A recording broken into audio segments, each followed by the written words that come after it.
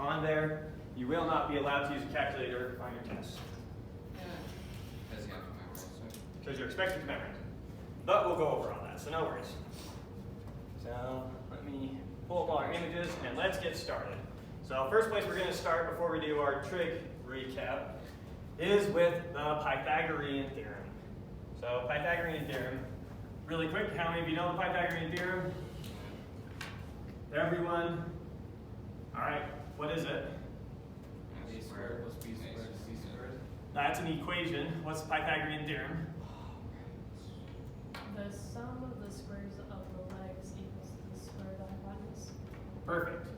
If you have a right triangle, a triangle that has a right angle, then the sum of the length of these sides squared is equal to that side squared. Typically, you call one of these side lengths A, one of these side lengths B, one of these side lengths C, and you represent it as a squared plus b squared equals c squared. But it's definitely not universally the case that a squared plus b squared equals c squared. Yeah. If you have a triangle like this, a right triangle, then this formula holds where c represents a hypotenuse and a and b represent legs of the triangle. Pretty sure it's a bunch of sine, cosine, tangent stuff.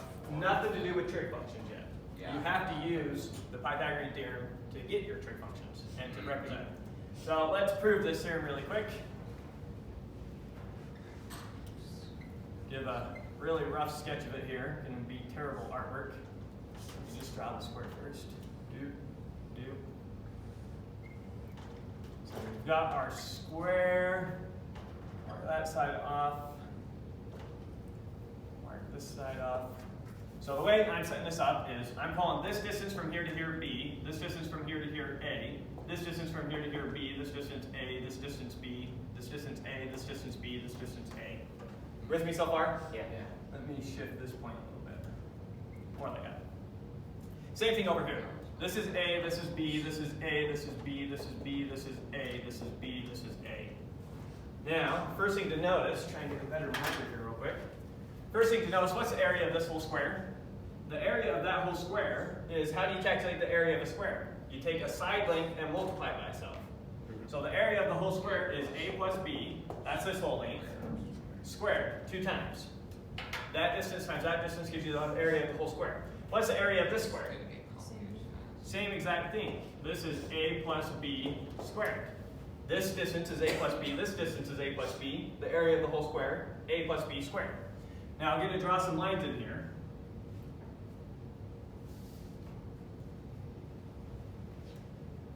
I'm going to call this length, I have no clue what it is, I'm just going to call that length C. Now I know that this is a right angle, because it's a square, right? And this is a right angle, that's true for all these angles. And I'm going to call this length C here. Now, notice that by this has the same, this is A, right angle, B, this is A, right angle, B, and so these two triangles are congruent. So this is also length side C. This angle right here is the same big as this angle, and this angle right here is the same big as this angle, since those two triangles are congruent. You with me so far? Yeah. Okay. What is the angle of a straight angle? What's this angle? 180 degrees, perfect. So, and what's the angle sum of a triangle? We didn't prove this one, but hopefully you know it. What's the angle sum of a triangle? 180. It's 180. That's a pretty simple proof. We can do that at the end of class if anyone wants to see that. But so the angle sum of a triangle is 180 degrees, and the angle side of this side is 180 degrees. So if this, let's call this little angle right here alpha, this little angle right here beta. So I know that alpha plus beta plus this right angle, 90 degrees, is equal to what? 180. 180 degrees. Because the sum of the angles in any triangle is 180 degrees. So, then what is alpha plus beta equal to? 90. 90 degrees, right? So this angle plus this angle is 90 degrees, so this angle plus this angle is 90 degrees. So how big is this angle right here? 90 degrees, because all three of these together have to add up to 180 degrees. So we have side length C, and this right angle. Similar argument for this is C, right angle, right angle. In other words, this thing inside of here is a square. That's what we've proven so far. What's the area of this square right here? C squared. C squared. C times C. So the area of this is C squared, right? Now, let's look at this one real quick. What's the area of this little square? A squared. What's the area of this rectangle? A times B. Right? Length times width gives you area of a rectangle. What's the area of this square? And what's the area of this rectangle? A times B. And so, you'll notice that the area of the whole square is equal to the sums of all those areas. Let's see, we have an a squared, we have two ab's, and we have a b squared. That's the area of this whole square, right? Well, similarly, I'm going to move this one down here, write it out a different way. I just don't know if I'm on the spacer. A plus b squared. Let's count up all the areas for this thing. So we have a c squared here, right? Plus, what's the area of one of these triangles? A times B times Half the base times the height. So we have half the base times the height. And how many of those triangles do we have? 4. 4. So we have 4 of those areas. C squared plus 4 triangles, right? Which is the same thing as C squared plus, combine the 4 with the 1/2 leaves us with 2, plus 2AB. So, the area of the square is equal to this. The area of the square is equal to this. Therefore, this is equal to this. With me? So I know that a squared plus 2ab plus b squared is equal to c squared plus 2ab. Subtract 2ab from both sides, and we get a squared plus b squared is equal to c squared.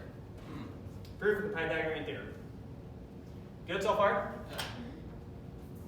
Alright, so that's a quick recap of the Pythagorean Theorem. Now we're going to jump into trig, and we'll be using the Pythagorean Theorem a lot as we develop our trig. Can't remember if I turned down the brightness on my camera so that wouldn't die.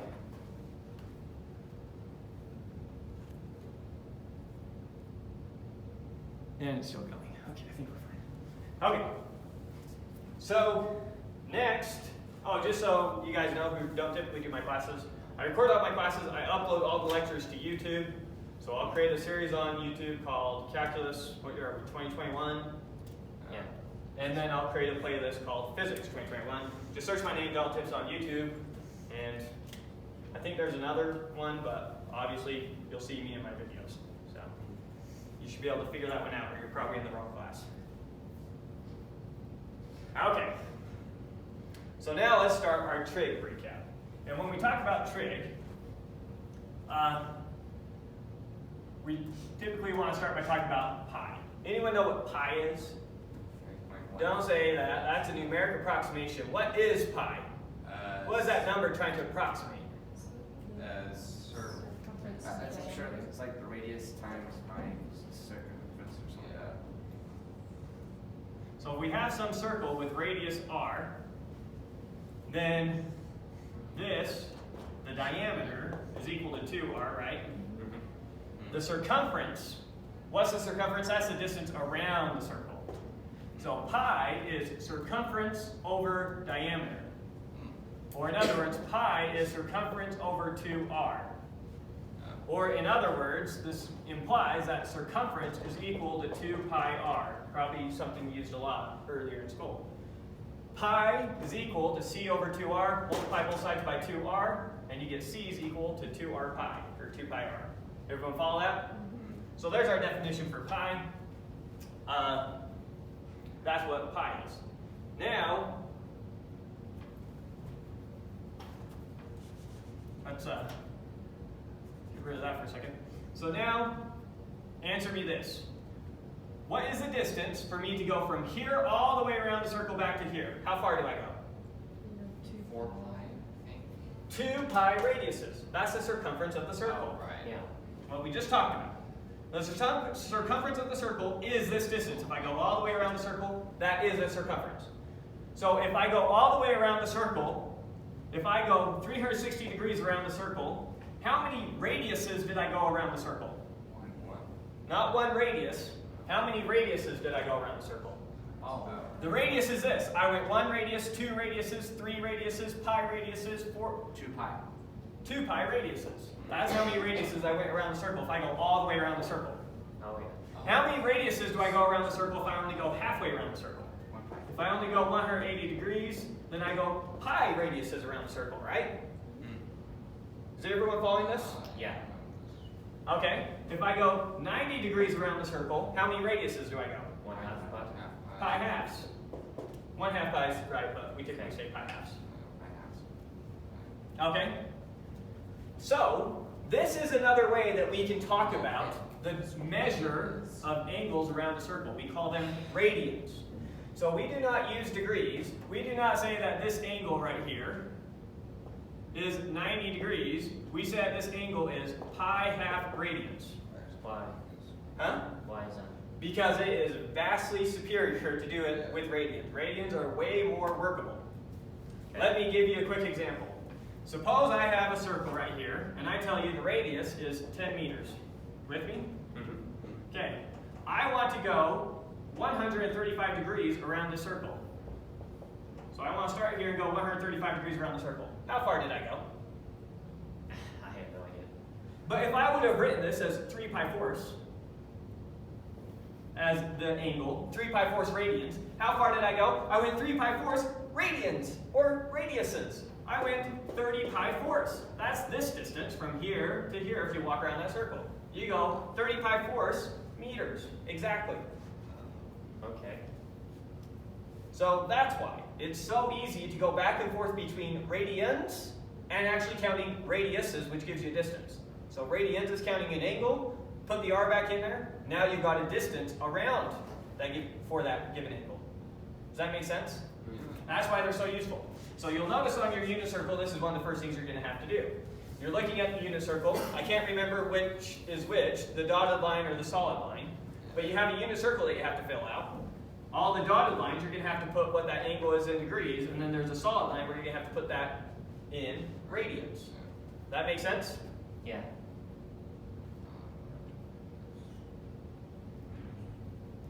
Okay. So that's radians. Another way of measuring angles is how many radiuses that angle measures off. That's how I think about it. Okay. So moving on now, start talking about the definitions of some of our trig functions. Okay. So we're going to start with a unit circle. What is a unit circle? A circle with measurements. A circle with radius 1. The radius is a single unit. That's why it's called a unit circle. And you'll notice that as you're filling out your unit circle, you have to also put the coordinates of a bunch of points. So when I'm filling out my unit circle, what's the coordinates of this point, if this is centered at the origin? 0, 1. The coordinates of this point are 1, 0, x, y. Yeah. What's the coordinates of this point? 1, 1. 1, 1. 1, 1 is right here. 0, 0, 1. What's the coordinates of this point? Negative 1, 0. Okay. And what's the coordinates of this point? 0, negative 1. 0, negative 1. Perfect.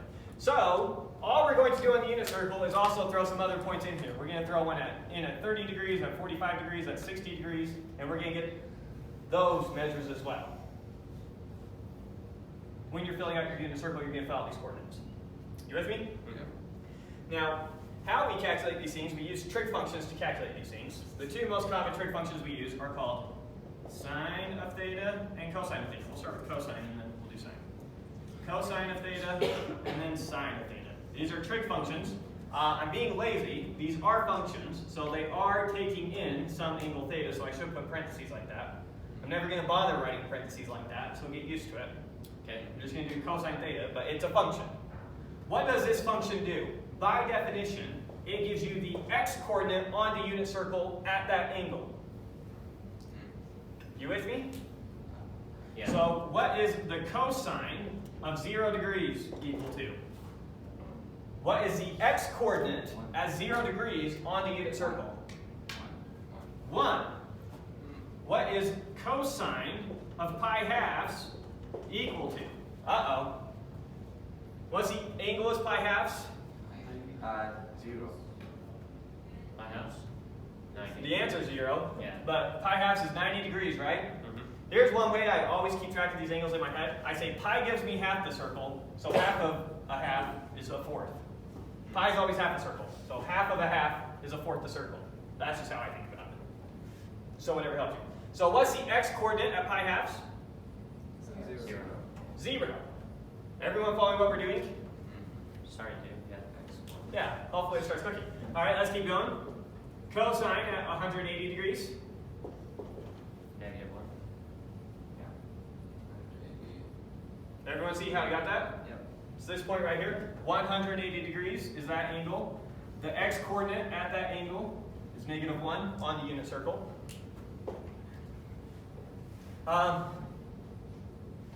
Cosine of 2 pi, 0. 1. where's 2 pi? Oh. We're doing 2 halves a That's the circle. full 2 circle. halves is a full So circle. it's 1. So we're at 1. All right.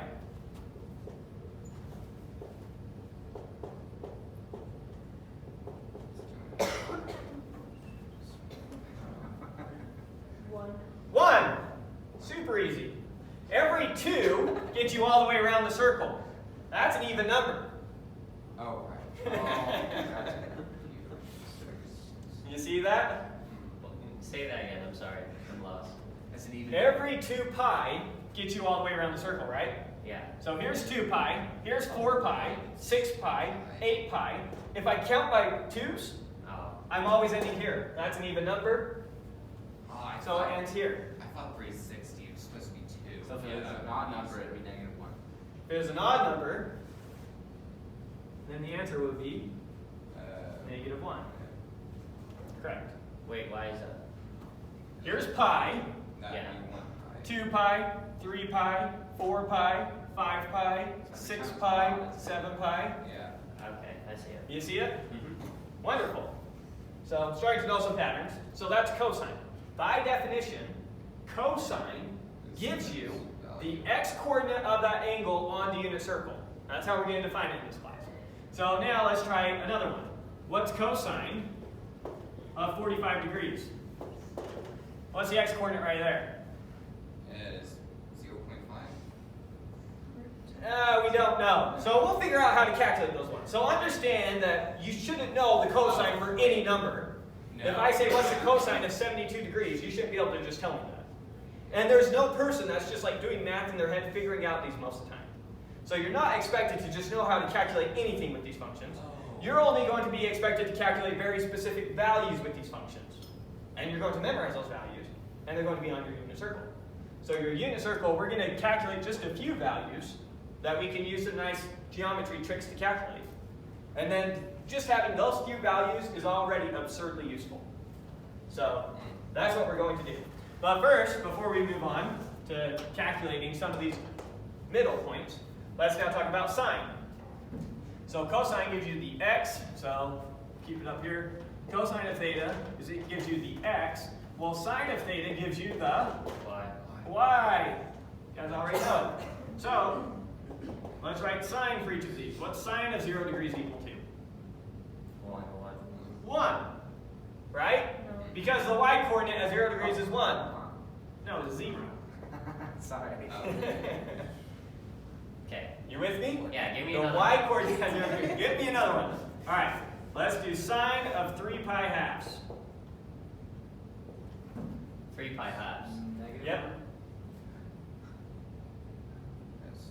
0. Where is 3 pi halves? I have no idea where 3 pi halves is. Think about it. We're doing 3 halves of a half of a circle.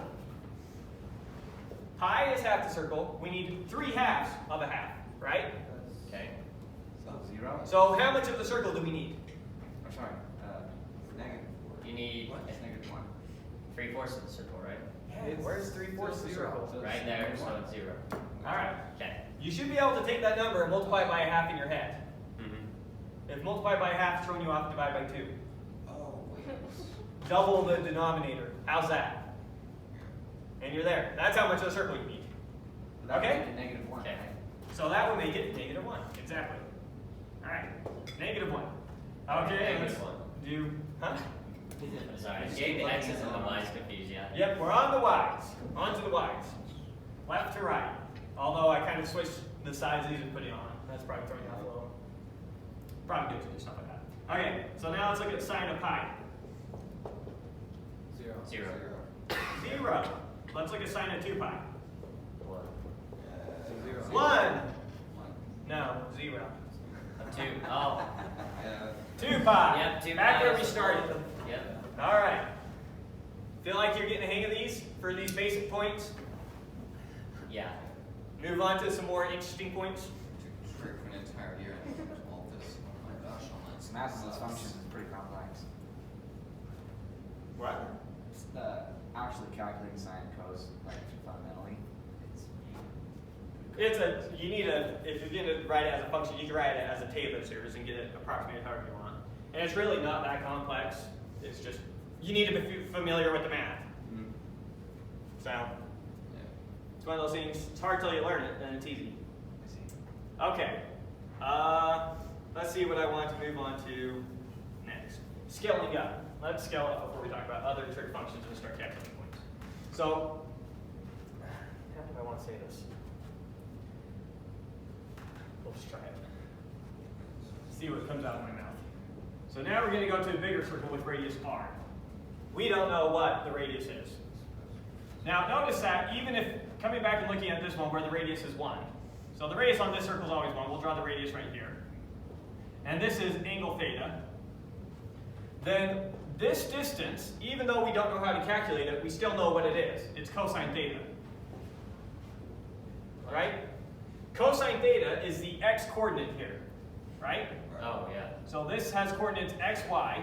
X is equal to cosine theta. Whatever the cosine of that angle is, your calculator knows how to calculate it, whatever it is. Cosine 60 degrees, you draw your calculator, it's going to spit out 1/2. So it happens to be 1/2, but the way that you calculate that is cosine of the angle. And what's the height of this triangle? Sine. Sine of theta is the height of the triangle. Yeah. You with me? Yeah, I see that. Now this is only true on a triangle where the hypotenuse is 1 on the unit circle, right? Okay. What would happen if I stretch that radius out now? So let's draw the same thing over here. Roughly the same thing. What would happen now if I made this 2? How big would this be and how big would this be? 2 cos theta. 2 cosine of theta now. Yes. And 2 sine of theta. Okay. Right? If I stretch that triangle to make it twice as big, if I stretch it so that instead of a hypotenuse of 1, I stretch it so it has a hypotenuse of 2, I also stretch the base, so instead of having a distance of cosine of theta, it's now 2 cosine of theta. And I stretch the height, so instead of sine of theta, it's now 2 sine of theta. You see that? Now replace this with r for any radius, and here's always how you calculate it.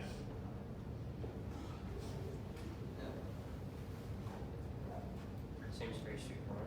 Seems pretty straightforward. So this was a unit circle case. Notice it still holds. 1 times cosine theta is the same thing as 1, or same thing as cosine theta.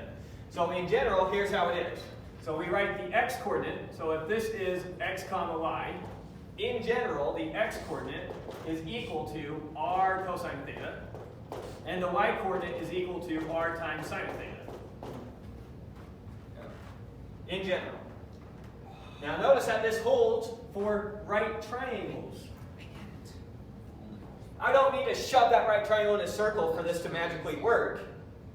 I can erase this circle, and this is still true. It is true that if I have a triangle whose hypotenuse is r, and it's a right triangle whose hypotenuse is r, then this distance is r cosine of theta, and this distance is r sine of theta. This is a lot of what we study in trig. There's a reason it's called trigonometry. It's a study of triangles. That's what you're studying. So with the hypotenuse and the angle, you can find the x and y coordinate, the x and you can find the 2 signs. Yes, if you know theta and r, you can use that to calculate x and y. That's awesome. Vice versa, it's also the case that if you know x and y, you can calculate theta and r. And using theta and r to talk about this point instead of x and y is what we call polar coordinates. You could find the other coordinates if you switch where the angle you're using is. So instead of using... Yeah, you can always, even if I do this angle instead, so say that this angle right here is phi, I still know what this angle is. Yep. Because if I know that this angle is 30 degrees, well this is 90 degrees, so this has to be 60 degrees. Mhm. So if I know one angle, since I already know it's a right angle, then actually I know two angles. And then I can always calculate the third. Yep. So we can write this, we can take this triangle, tip it, and do the exact same calculations. So if I take this triangle, I'm going to like flip it like that, so now we have the triangle like this. You see how I flipped it? Yeah. Yeah. Here's theta, here's r. What's this distance? Well, this is what we call phi up there. So now this is phi. What's this distance? It's still just r cosine of theta. That's what phi is. It's just a Greek letter. Isn't Yeah, it? It's- I've heard it before. Cosine of phi, thank you. Yeah, I was. It's just r times the cosine of whatever that angle is. Doesn't matter if you call it theta, doesn't matter if you call it phi, doesn't matter if you call it alpha, beta, gamma. It's just a variable, just a Greek letter. That's all it is. Right, I remember that. And this right here, it would be r times sine of phi. Mhm. Now notice, r sine of phi is equal to r cosine of theta. Yeah. If you call this angle theta. Because calculating the x from this angle is the same thing as calculating the y from this angle. Mhm. So that's actually one of your trig identities. We'll cover this when we get to the trig review. But the way that we say that is that cosine of theta is equal to sine of pi halves minus theta. Oh. So cosine of 60 degrees, let's look at up here. Cosine of 60 degrees, cosine of 60 degrees is equal to sine of 90 degrees minus 60 degrees, or sine of 30 degrees. Let's put some numbers in here and I think it'll help you see it. Here's 30 degrees, here's 60 degrees, here's 30 degrees, here's 30 degrees, here's 60 degrees, here's 30 degrees, here's 60 degrees, and here is, shift those over, sine of, this was 60 degrees. And x equals r cosine theta, y equals r sine theta. So notice, this triangle and this triangle are the exact same triangle, just rotated, right? So this distance right here is r cosine of 60 degrees, which is the same thing as r sine of 30 degrees. So in other words, cosine of 60 degrees is equal to sine of pi half, the same thing as 90 degrees, minus 60 degrees. Or in other words, sine of 30 degrees. So sine of 30 degrees is equal to cosine of 60 degrees. Trig identity. Some of these you won't really memorize, but they're out there. Okay. We do need to memorize this. Now for now, you'll just memorize your unit circle. I want to expose you to the trig, and then there will be a chapter that's on reviewing trig, so I want to give you a double dose of the trig. Yeah. So that's what we're doing. Understand it, but I know I'm going to forget it. Yeah, it's dense to memorize all these identities, but I want you to fundamentally understand the cosine and sine. That's what we're worried about. Make sure you understand what they are. So, keep up that in general, x is equal to r cosine of theta. That's one that you need to make sure you understand. And y is equal to r sine of theta. Those are the important ones. The rest you can kind of figure out from these. Sine y cosine. Cosine is x, sine is y. They're both in alphabetical order. You wrote your y one wrong. Oh, thank you. Well, on earth that right. Y is equal to r sine of theta. Alphabetical order. That will help. Okay.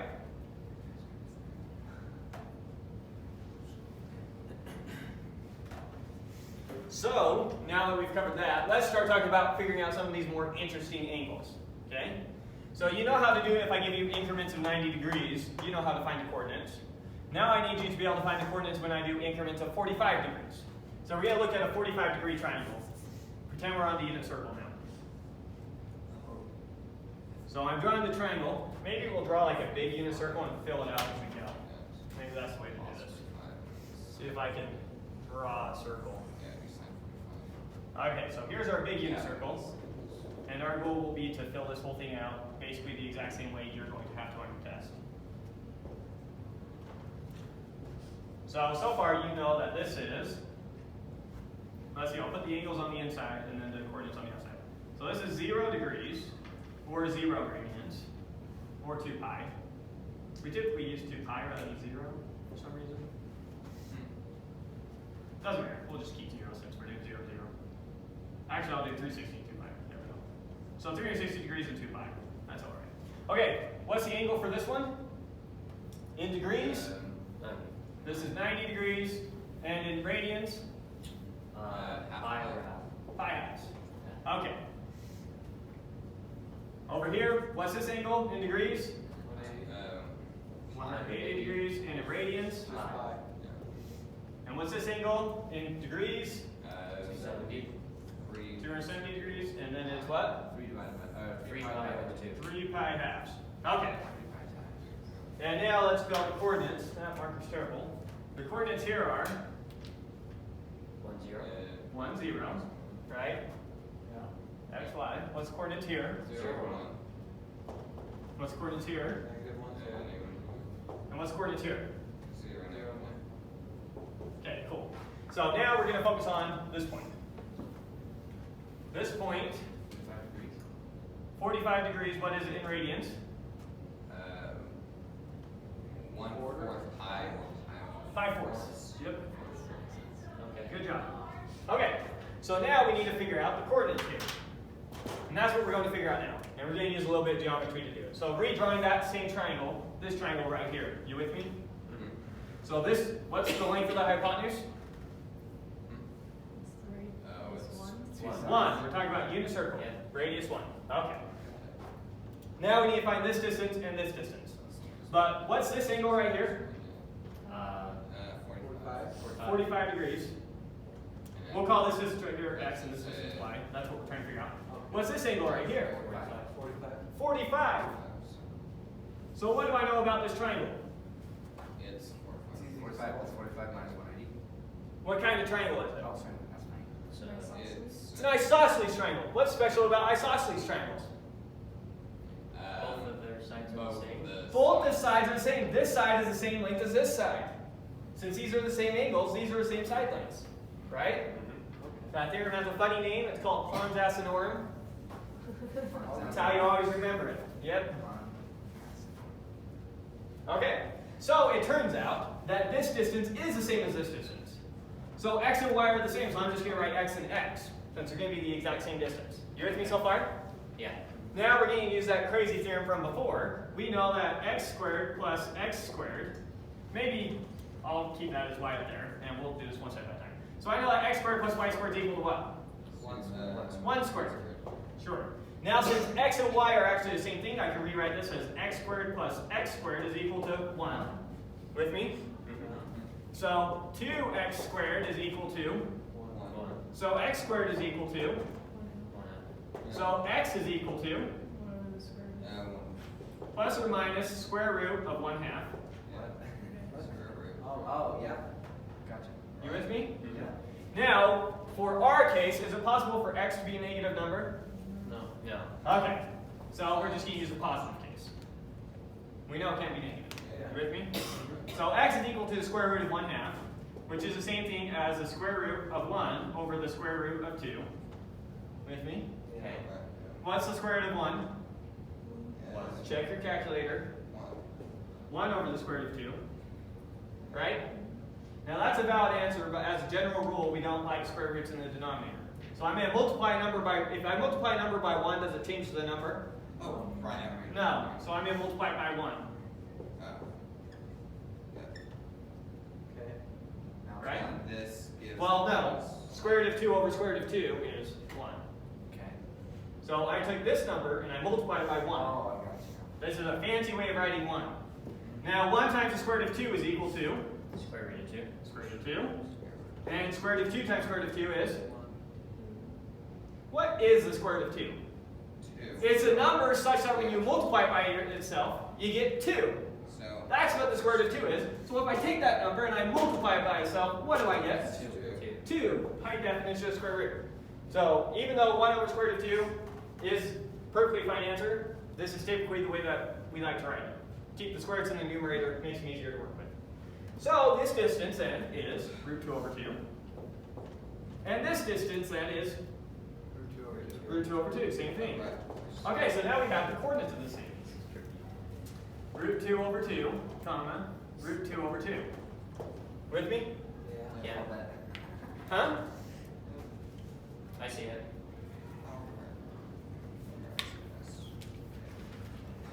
No, you just kind of sort of lost me in your math process. You good from here to here? Yes. You good from here to here? I have 2x squared. Oh. Yeah. Okay. Okay. Divide both sides by 2. Okay. Take the square root of both sides.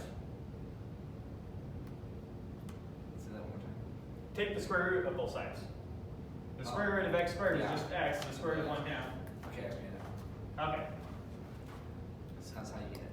Cool. Yep. So now we got those coordinates.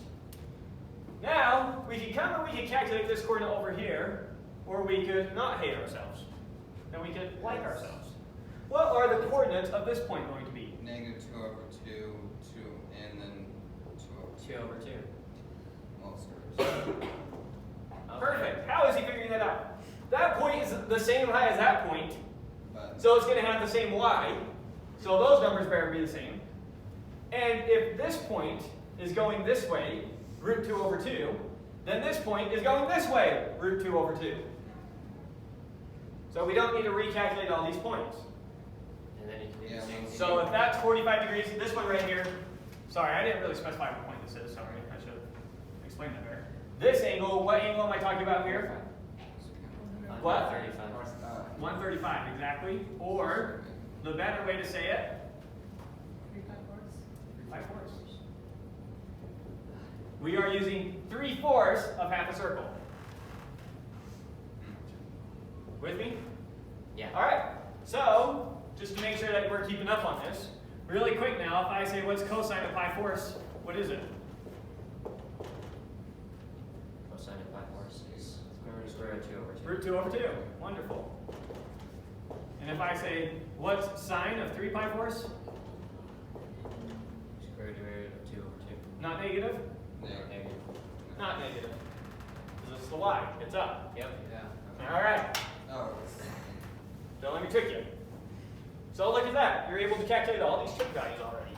And obviously we can come down now and also do the bottom 2 points, right? If I take these points and I reflect them down here, they're going to have the same coordinates, except for now the y's become negative. Yep. So let's plug in those points. Try to make the picture kind of not lie as much as I can. Drawing the angles. Da da da da da da da. Da da da da da da da. Okay, so what's this angle? Root 2 over 2. Oh, sorry. Start with the angle. 225. Ooh, that's some quick math. 225. You can have 45 to 180. That's always doing. You're saying, look, this angle right here is a 45-degree angle. So it's 45 away from 180. I'm guessing he did something. Yeah. Okay, and what's it in radians?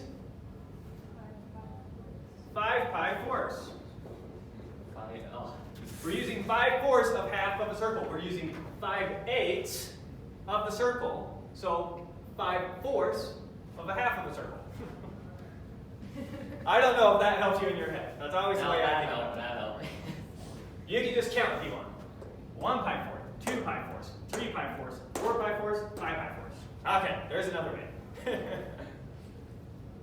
Good? Now, before we write the coordinates, let's come over here and write in the angles here. What's the angle on that one? 70. No. This one? 315. 315. 315 degrees. Or in terms of radians. Is pi over 4? Oh, ho, ho. Wow. Look at that. You don't even need trig. Okay, now let's write the coordinates. What's the coordinates for this point? Oops. Negative. Negative root 2 over 2 and Negative 2. negative root 2 over 2. Yeah. We're in the third quadrant. Both the x's and y's are negative. Okay, over here. Root 2 over 2, and then negative root 2 over 2. Wonderful. Okay. We've almost got our unit circle. Now I have to do the special ones. Now we have to do some other special ones. They're all special. right? Yeah. But my mom knows me. Mom tells you everyone else is special. Yeah. Okay, let's see. So we'll pick our next point to be at 30 degrees. So now we're going to pick this point. I'm trying to draw it so it's 30 degrees. What's the angle? Sorry, I meant the Pi 6. pi 6. 6. Okay, how did you do that? Pi 6. We're using a sixth of a half of a circle, right? Okay, I see it. That's 1 6, 2 6, 3 6, 4 6, 5 6, 6 6 in half a circle. 1 6 of half a circle, or 1/12 the whole circle. However you want to think about it. Okay. So let's figure that one out. And we're going to go back to our best friend, geometry. The 60-degree one is actually a little bit more annoying. Sorry. So it's easier to look at it in terms of 60 degrees and 30 degrees, is what I meant to say. They're the same triangle. Let's make that really quickly clear. If I have a triangle like this, so that this is 30 degrees, and this is 90, then this one right here is 60 degrees, right? It's the exact same thing as this triangle, where this is 60, this is right angle, and this is 30. And for our proof, it's going to be easier to work with it oriented this way than this way. So we're actually going to do this one first. Does that make sense? Yeah. Why I'm suddenly backtracking on you. So what's the angle here in radians? 2 pi over 6. 2 pi over 6. You're going to get kicked out of algebra class. Pi over 3. There we go. 2 6 is right, but 2 6 reduces to 1/3. So pi thirds. So he was right. It is 2 of those. But we write it as pi thirds, not 2 pi 6. I want reduced numbers. Okay. Okay, so we're going to find the coordinates to that thing. Let me draw this picture a little better, a little bigger, so we have room to work with. Okay, so drawing our triangle now. There she is. This is 60 degrees. This up here is 30 degrees. What's the hypotenuse? 1. 1. We're trying to find x and y. We're trying to find those lengths, right? Now what I'm going to do is draw a second triangle, which is this one reflected if I just flipped it. So I'm going to draw a second triangle like this. These are meant to be the same, so don't let my picture lie to you. So I'm trying to draw another triangle so that this is also 60 degrees, and this is also 30 degrees. You with me? Okay. What's this angle? 60 degrees. What's this angle? 36. What's this angle? What kind of triangle is that? Equilateral. An equilateral triangle. So what's this length? 1, right? So this length is 1. This length is 1. So x is equal to 1/2. There we go. What? That's pretty trippy. So we know the radius, we know the x. How on earth are we going to get that pesky y? Right, it's 1. Don't Isn't think it back to our half, first isn't it theorem. half of the x? Pythagorean Theorem! What does the Pythagorean Theorem say? It tells me that x squared plus y squared is equal to 1 squared. Right? Yeah. Alright, what's 1/2 squared? What's half of a half? 4. Thank goodness you know that. Okay, y squared is equal to 1. With me? Yes. Alright, so now I'm going to move the 1/4 to the other side. Subtract 1/4 from both sides, and we get y squared is equal to 3/4. Everyone follow that? Now I'm going to take the square root of both sides, so that gives me y is equal to the square root of 3 over the square root of 4. You with me on that? Yeah. Who can calculate that in their head? 2. Woo! 2 times 2 equals 4, correct. So, y is equal to that, and x was equal to 1/2. Alright, so what's my coordinates here? 1/2. And then root 3 over 2. Perfect. And what's my coordinates here now? 3 over 2. It's Root just 3 flipped, over 2. right? Now we get to do all the You see, fun stuff. Does everyone understand why this is just those coordinates flipped? It's the same as just flipping the triangle, right? Yeah. If this is 1/2 and this is root 3 over 2, when I take it and flip it, then I'm going to have my root 3 over 2 on the bottom, 1/2 up. That's interesting. Okay, so once again, let's not hate our lives. Let's love our lives.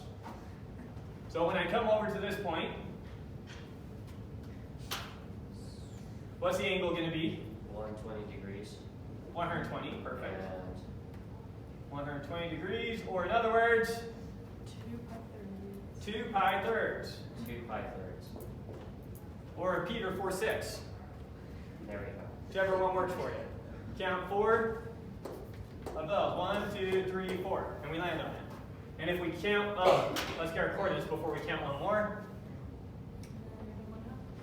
-1/2. -1/2. You guys just gonna let her say that? Oh yeah, -1/2. And? Root 3 over 2. Everyone understand what happened there? Yeah. It's this same point, just with a negative x coordinate. We reflected that point across the y-axis. Okay, wonderful. This point, what's the angle? 150 degrees and 150, you can have 35. 5 pi over 6. 150 degrees, and 5 pi over 6, who agrees with that? I agree with myself. Sounds good. You do? That was 1 pi 6, 2 pi 6, 3 pi 6, 4 pi 6, 5 pi 6. Every pi 6 is 30 degrees. 30 degrees, 60, 90, 120, 150. Okay? Coordinates? -√3/2. What? Yeah, wait, no. You can figure out what that number really is. I wouldn't have written it unless it was right? Yeah. Yes. Just this point reflected across the x-axis, or across the y-axis. So make the x coordinate of this negative, flips it over here. Make sense? Yeah. Okay. Now for these bottom points, we just reflect them all down. Same thing, right? So when I reflect this point down, that's here. When I reflect this point down, that's somewhere like right there. Then we have this point and this point. So now let's just straight up put in all the angles. This is 5 pi forces with this one. Let me move that over. 5 pi force. Okay, so for this one, what's the degrees? 210. 210 degrees, or in other words, 7 pi over 6. 7 pi 6. Nice. And then we'll come down to 8 pi 6. Right? No. 8 pi 6? No. 4 pi thirds. 4 pi thirds. Alright, jumping over here, what's this one? 300 degrees. 300 degrees. Or, 5 pi thirds. you accept that? Yeah, I am. 5 pi thirds. And then, finally over here, what's the angle? 330. 330. Or 11 pi 6. 11 pi 6. Perfect. Now plug in all our coordinates.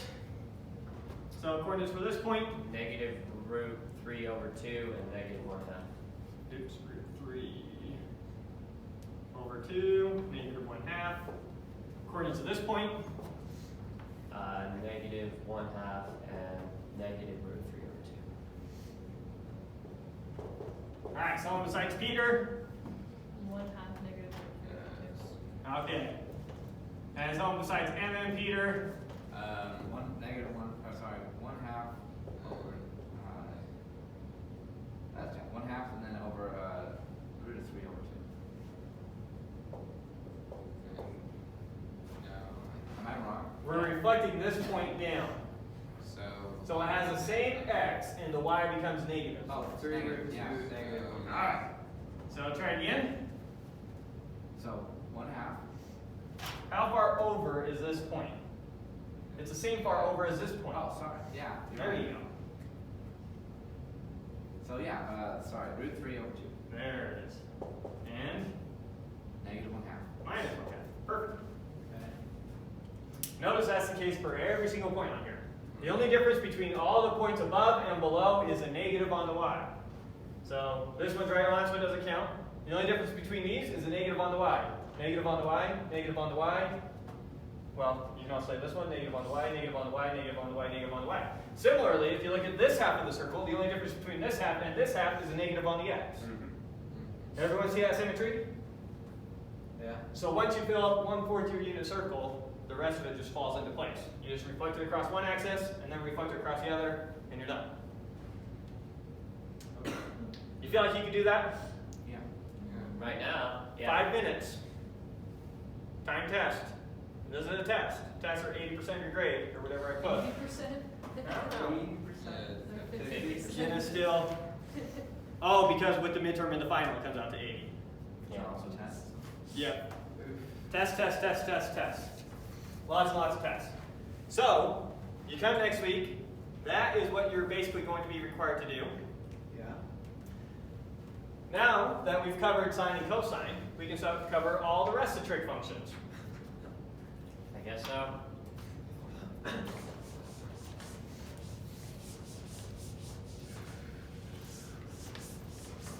Don't worry, there's only 6. And you got 2 of them. Okay. Ah, 4 more. We got this. 4 more. Okay.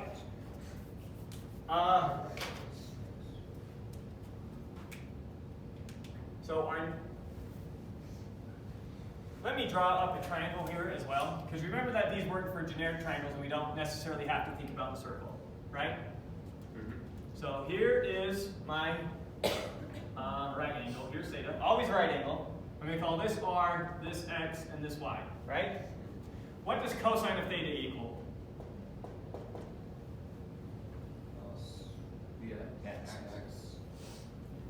For R. any circle.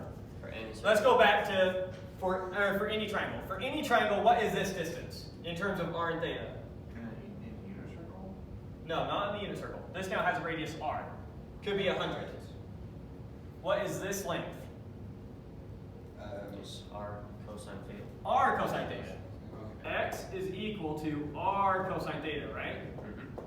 If it's the unit circle, then our radius is 1, and so x is just cosine theta.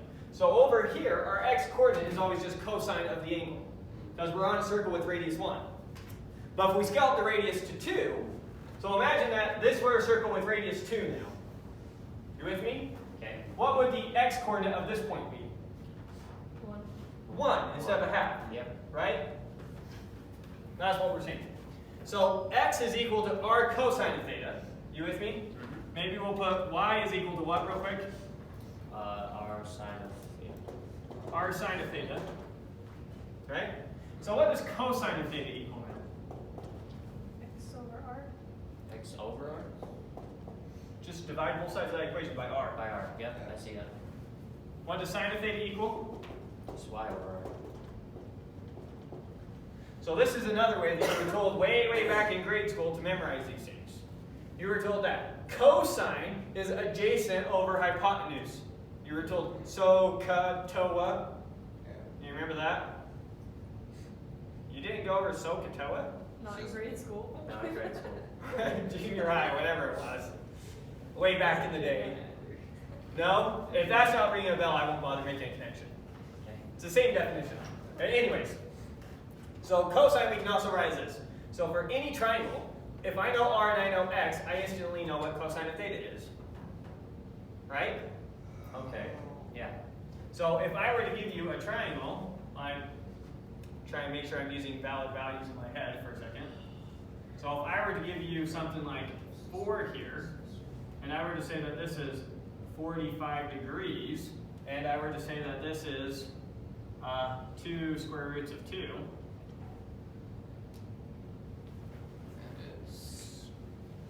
then cosine of 45 degrees is equal to what? 2 times square root of 2 over 4. It's equal to this over this, which gives me 2 times root 2 over 4, which is the same thing as, cancel 2 from top to the bottom, leaves me root 2 over 2, which is what cosine 45 degrees is. You see that? Yeah. I just want you to see how this relationship works. Cosine of theta is always equal to x over r. This might not actually be a valid one, but let me just write some numbers up here. These aren't technically right. This is just to help make sure you understand the concept. Let's say that you know this is 52 degrees, and you know that's 4, and you know that this is 3. Then you instantly know that cosine of 52 degrees is equal to 3/4. Now that's not true. I don't know what cosine 52 degrees is. I'm just saying. If you came across a triangle like this that was like this, then you can instantly calculate. You with me? Yeah. If you came across it? Yeah. It doesn't exist. Well, I could figure out whatever that actual number was. Oh, okay. I'm just saying. Pretend it's 3. I don't know what the number is. Maybe you shouldn't play around with numbers I don't know. Okay. So we got cosine and sine. Cosine is x over r, sine is y over r. With me so far? Mm-hmm. Next we have what we call tangent of theta. Tangent of theta is defined as sine of theta over cosine of theta. Right? Why do they do that? Like, what is tangent of theta? So tangent of theta, we'll see what that then gives us. Here's its exact definition. Okay. Sine over cosine. That's its definition. But let's play with these for a second. Now we know that sine of theta is the same as what? Y over r. Y over r. And we know that cosine of theta is the same as what? X over r. X over r. And when you take one fraction and divide by another fraction, that's the same as multiplying by the reciprocal. So this is y over r times r over x. Right? Yes. Which is y over x. And you have a first grade term for y over x. What is it? Y over x. Or rise over run. Oh, slope. Slope. It gives you the slope. So tangent of theta gives you the slope of a line with that angle. Yeah, that's pretty cool. Yeah, it is pretty cool. So question, what is the tangent of pi fourths?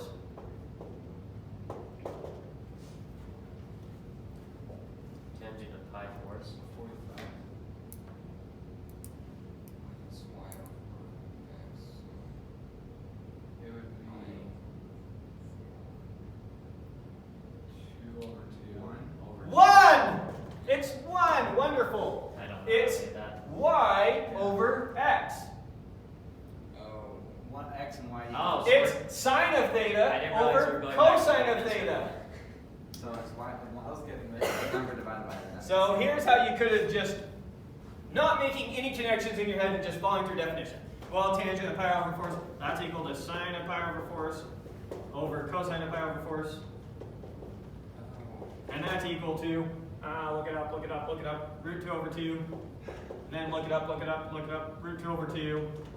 Same over the same is 1. Slope is 1. And you already know that. If I draw a line on a 45 degree, what's the slope of that line? 1.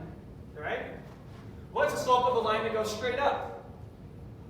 0. Where is it? Oh, the- Undefined. Undefined.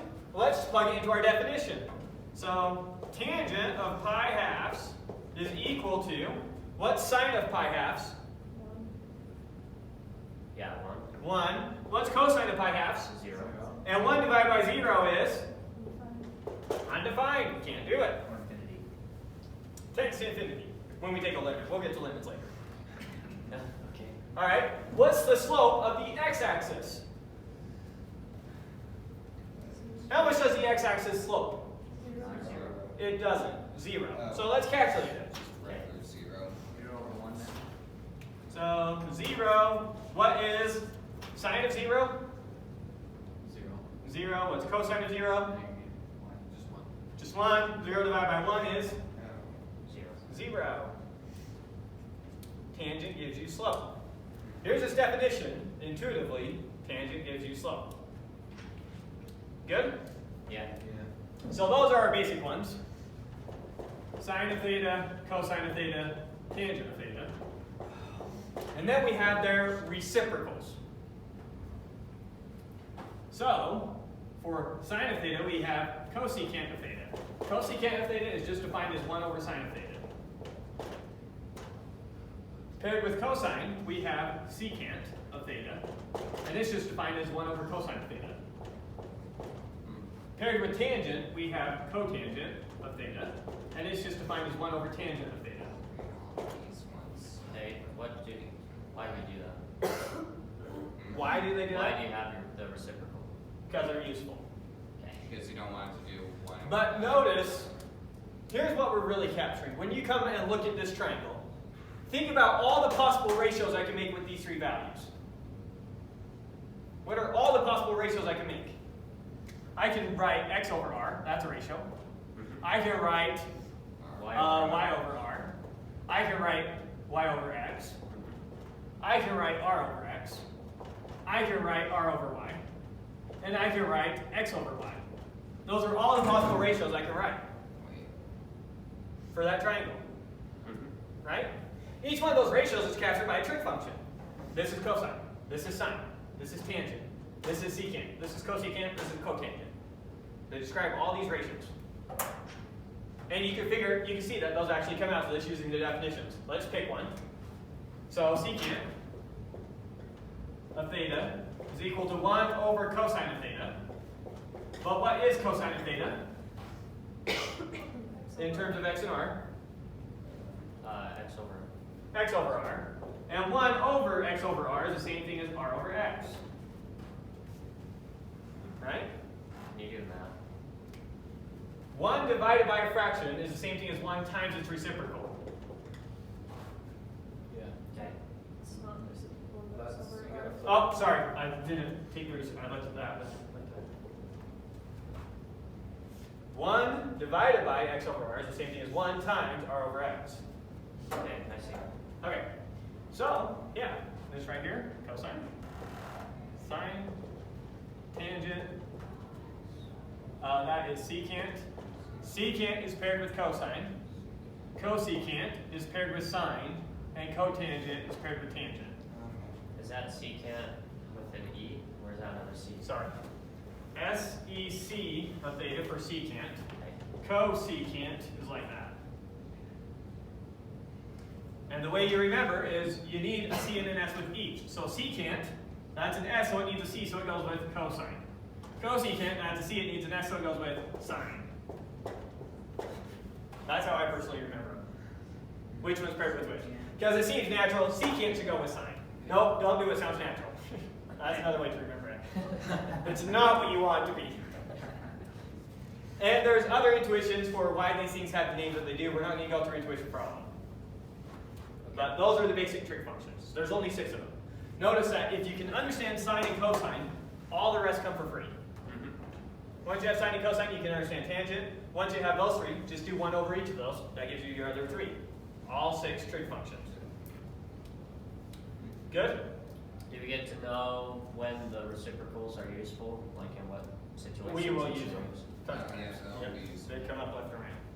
Okay. All of them do. But notice that you don't have to use them. I never actually have to use cosecant, because I can always just use 1 over sine. So there's always a way around it. So you never actually have to use these things, but they're just useful. That's why we have them.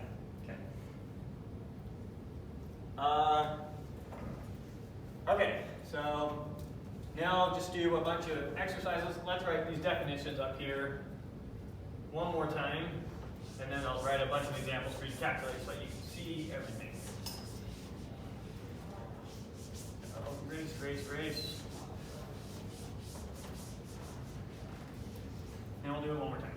So you know that you already know sine of theta gives you the y, and cosine of theta gives you the x. So you already know cosine of theta, and you already know sine of theta, right?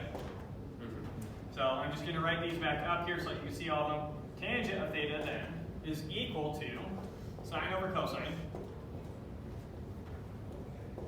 which is the same thing as y over r, or y over x, right? Yeah. You try. I don't know if I've tried the red one yet. Then let's see. We'll do secant next. Secant of theta is equal to 1 over cosine of theta is equal to r over x.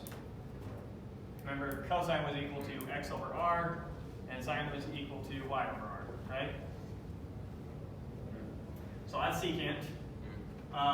Let's see. Next we'll do cosecant of theta, which is equal to 1 over sine, which is equal to r over y. And then finally, cotangent of theta is equal to 1 over tangent of theta, which is equal to Thanks so much. Okay, so let's write some up here. We'll pick a random trig function and a random angle, and we'll calculate it. You with me? Yeah.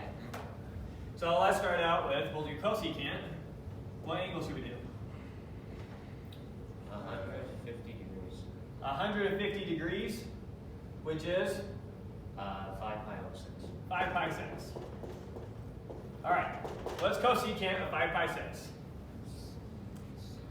1 over sine. Cosecant is 1 over sine. Now what's sine? Is y. The sine is y. So what is sine at 5 pi 6? So this is equal to 1 over sine of 5 pi 6. We can think about it that way if we want. 5 pi 6, Okay. which is equal to 1 over what? 1/2. 1/2. Right? Yeah. So it's equal to 2. 2. Wonderful. You just calculated it for me. Let's do another one. Let's do cotangent of, I'll do 3 pi 4ths. All right, just think about it. Don't say the answer out loud. Raise your hand when you think you got the answer. Yeah. Holy cow.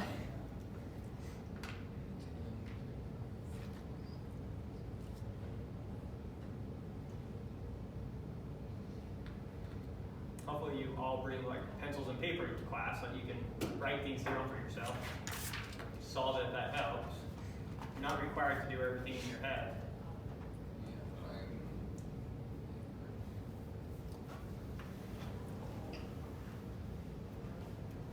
Think you got it? That wasn't you raising your hand? I think I got it. You think you got it? Yeah. Well, we'll wait for a second.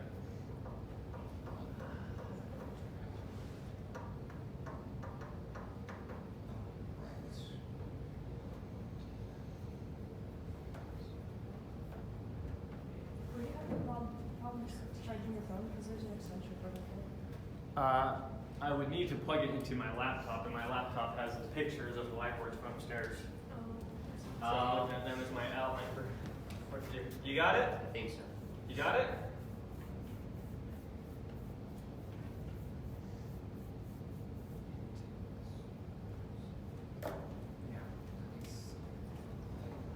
So, cotangent of 3 pi 4ths is the same thing as 1 over tangent of 3 pi 4ths. Tangent of 3 pi 4ths is the slope of this. What's this slope? -1. Negative 1. Positive slope, negative slope. We're going down the hill, then up the hill. I said -1. You did? I'll know why it does. Okay, so it's equal to -1. 1 over -1, which is equal to 1. Yeah. Everyone follow that? Yep. Yeah, and I can start to see the patterns. Good. Yeah, you got to just solve a bunch of these, start noticing patterns. It will get pretty easy, and you'll be to the point where you're doing it like you're doing 7 times 16. You might have to think for a little bit, but you'll get it pretty quick. Are we going to do a bunch of these problems for like homework and whatnot? I don't know. We'll see what the book has you do. Okay. You have to have the whole unit circle memorized, so Yeah. hopefully you can pretty much figure these out from there. Yeah. Let's do another one. All right, we'll do tangent at pi 6. Keep it nice and simple. Tangent at pi 6.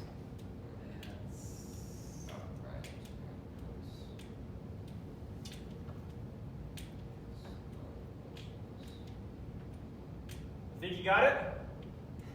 What is it? It's a half over √3/2, right? Not √3/2, just √3. First off, reduce your answer. Yeah. And secondly, I think you said it wrong still.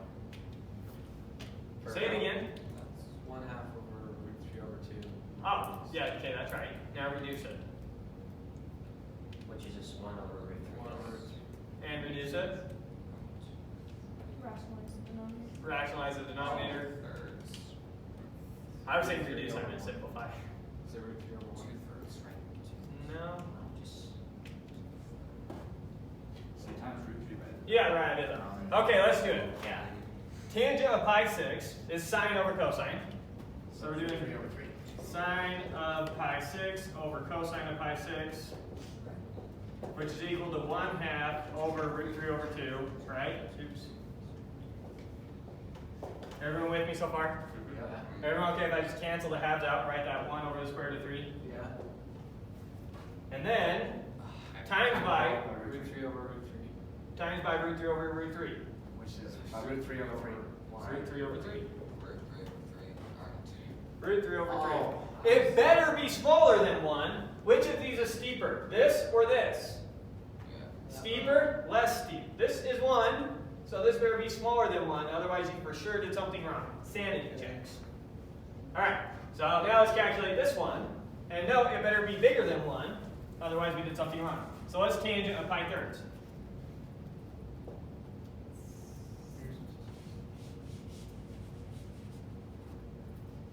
Just root 3.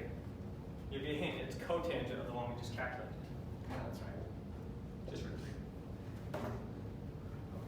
Right? Because now what did he do? He just did y over x. Root 3 over 2 divided by 1/2. 2's go out, it's root 3 over 1, which is the same thing as root 3. Everyone follow that? Okay, so those are some basic calculations with the basic trig functions. There are 6 of those basic trig functions.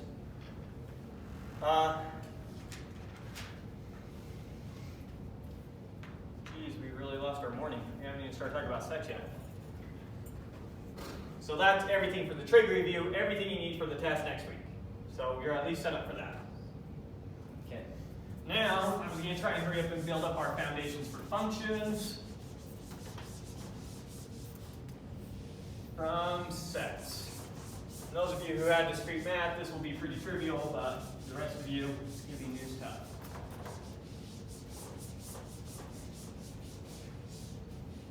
So first off, let's talk about a set. What is a set? I'm assuming several values. Give me intuition for a set. A bunch of values in a linear form. It is an unordered, unique collection. Oh, it's not this. That's what a set is, an unordered, unique collection. What do we mean by that? So typically when we represent a set, we use squiggly brackets, then we put some things in there. 1, 2, 3, so here's a set. When I say it's unordered, I mean order doesn't matter. So the set 1, 2, 3 is equal to the set 3, 2, 1. That's what we mean by unordered. Order doesn't matter. And we also mean unique, meaning duplicates don't matter. So this is also equal to the set 1, 2, 2, 2, 3. Those are all the exact same set. How many elements are in there? 3. 3. Okay. Try the green marker. Sets. Now we have a notation for saying that something is in a set. I would say that 1 is in the set 1, 2. 1 is one of the things in there. What's that symbol? That's what we're introducing. This symbol means this is inside this. 1 is an element of this set. 1 is in the set. It's a half circle with a line in it. Oh, yeah, it's like that with a line. Okay. Yep. Okay. So let's write another one. Is this true? 2's in there. Yes. There's 3 in there. No. No, so when we're trying to say it's not an element, we put a line through there. 3 is not an element of the set. Now let's play around with some more stuff.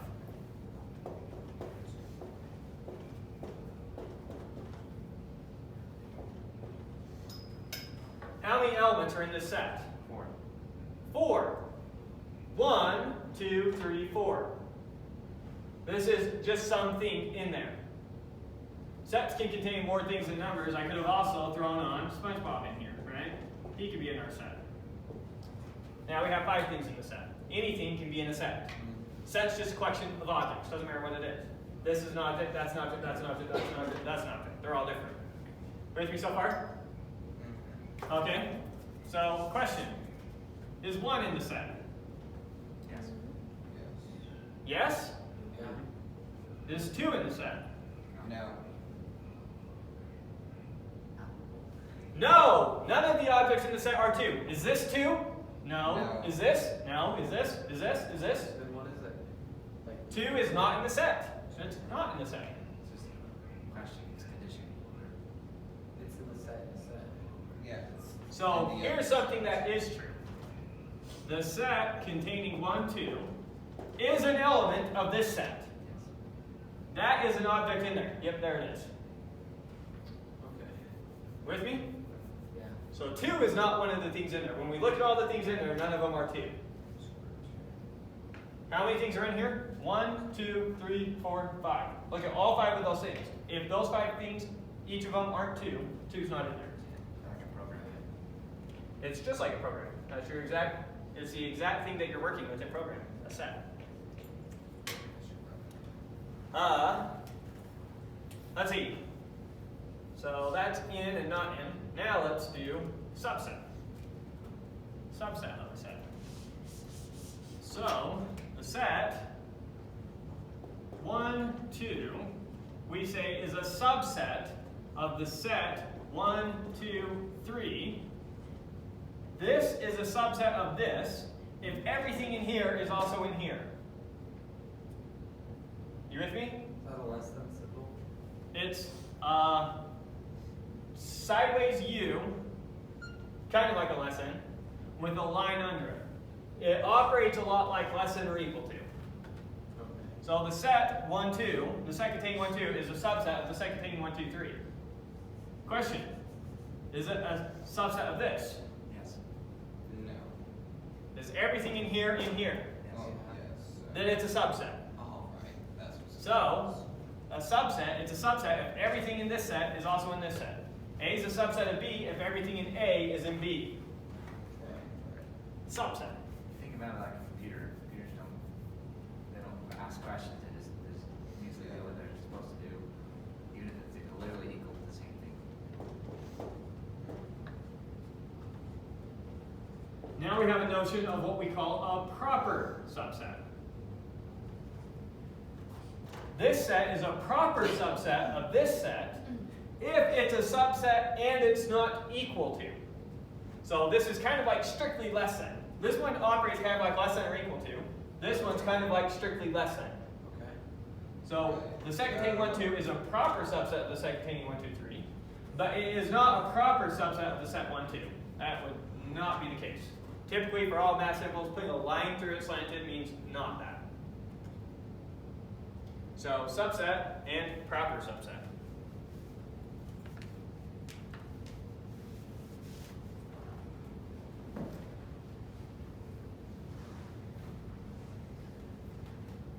Okay, let's move on now to some common sets and some set builder notation. I really just do not have a good marker here. Can you guys see that one okay? Yeah.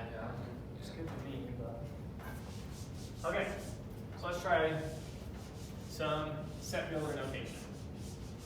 So with set builder notation, the way it works is we do squiggly bracket, some dummy variable is what we call it.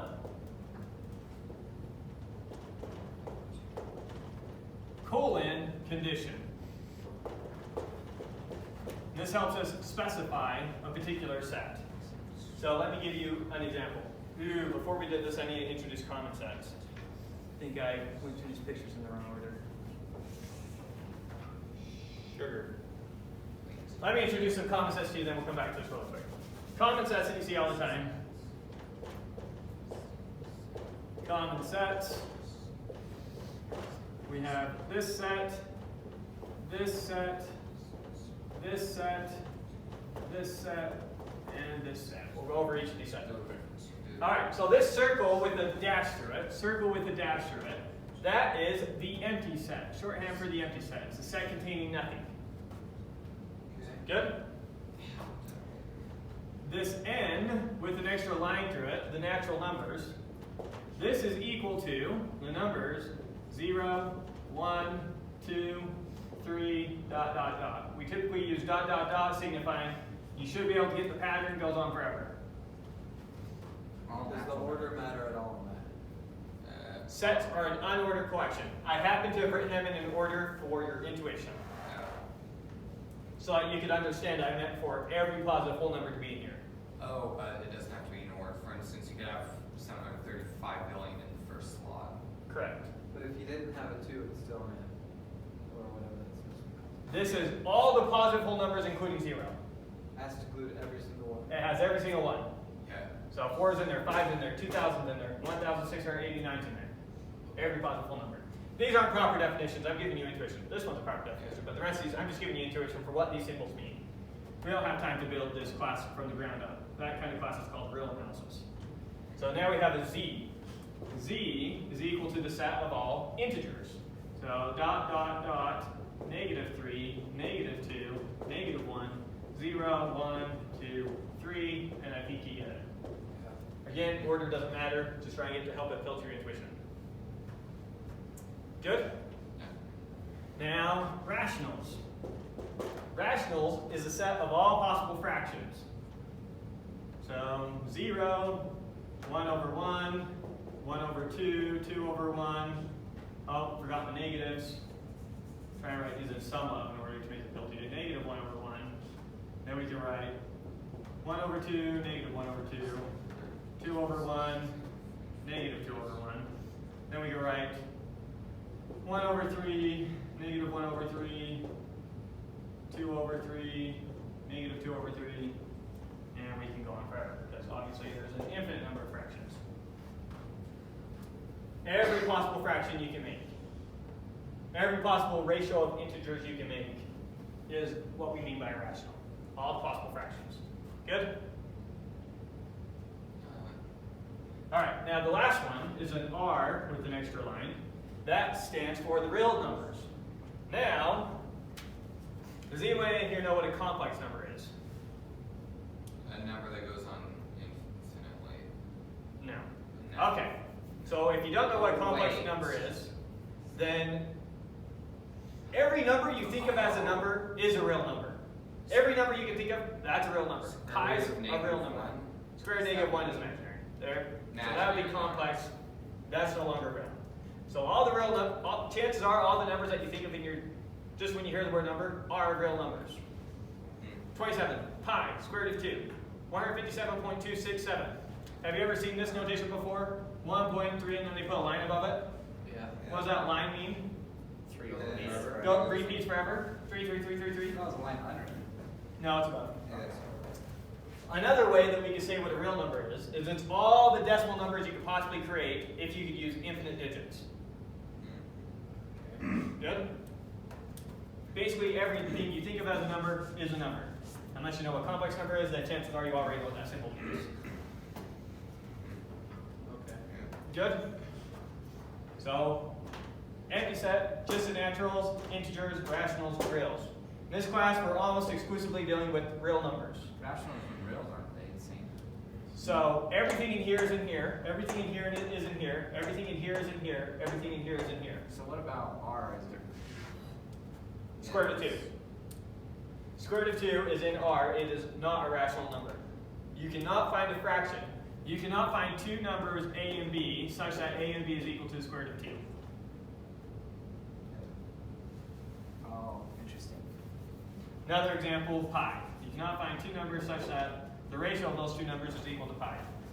Two integer numbers. Interesting. Okay. So, and like you said, all naturals are integers, all integers are rationals, all rationals are reals. The inverse is not true. There are reals that are not rational, there are rationals that are not integers, there are integers that are not naturals, and there are naturals that are not in the empty set. Good? Okay, so now coming back to the set builder notation, I just want to reference some of these sets in our set builder notation to help us understand. Let's say I want to write the set of all even numbers. Right? How am I going to write the set of all even numbers? Well, that's the set I want to write down. The way that we write that set is we say, so first we write a dummy variable. It's a set of all x, colon, we typically read that colon as such that. It's a set of all x such that x is an integer and 2 divides x, or x is divisible by 2. So that's what we mean by an even number. Does that make sense? It's intuitively what you mean by, you might not have seen that divides before, sorry. 2 divides x just means 2 goes into it evenly. For computer science, it means x mod 2 is equal to 0. Yeah. Same thing. Okay. So that's one way of writing the evens. With me on this dummy variable stuff and the set builder notation? I don't know what's dummy variable. X is a dummy variable. So you just write some variable there, x, such that, some condition about x. So it's all the x such that x is an integer and x is divisible by 2. What are the evens? They're all the integers divisible by 2. That's what the evens are.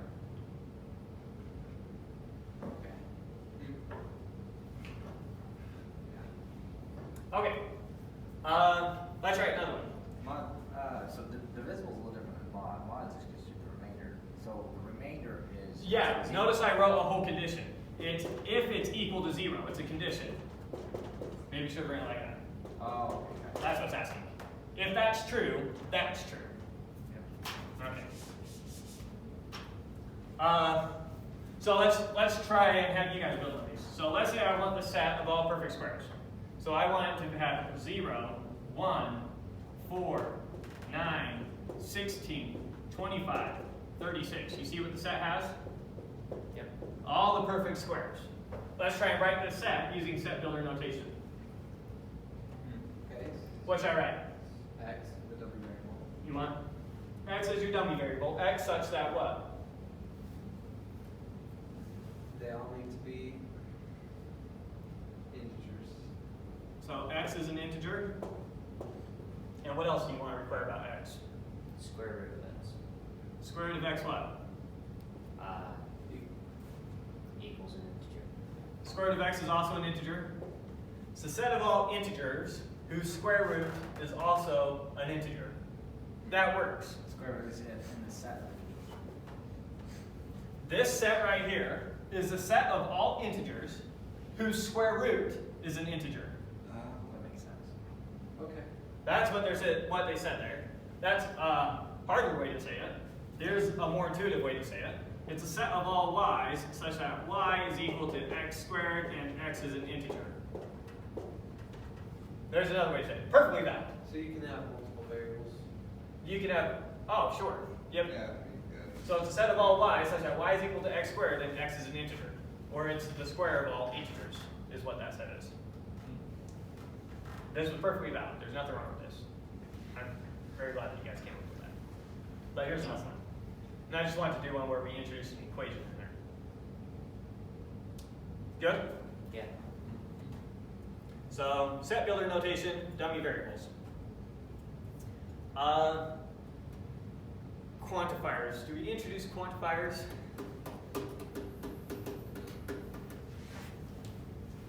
Let's do it. All right.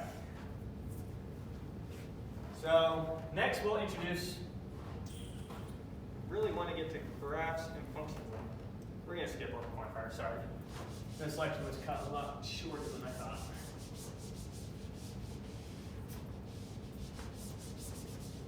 So we've talked about sets. Next thing we need to talk about are lists. So sets and lists. A set was an unordered, unique collection. A list is just an ordered collection.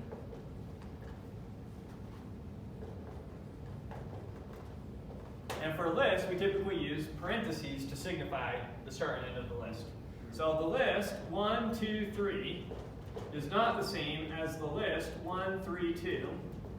Is not the same as the list 1, 3, 3, 2. Duplicates matters, order matters. List. An ordered collection. With me? Now we have a special name for two-element lists. We call it an ordered pair. An ordered pair is a two-element list. Something like this. X, Y.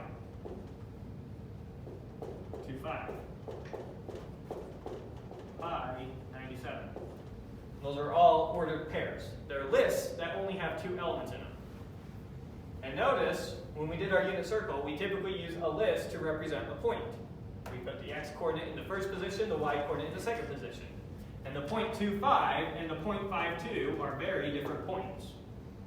Okay? 0.25 means go 2 in the right, 5 up. 5.2 means go 5 to the right, 2 up.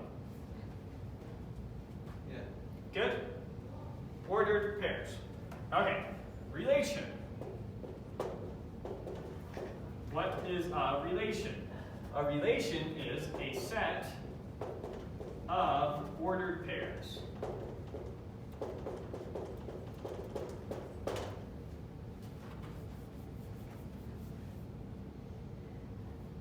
A set where everything inside the set is an ordered pair. Example.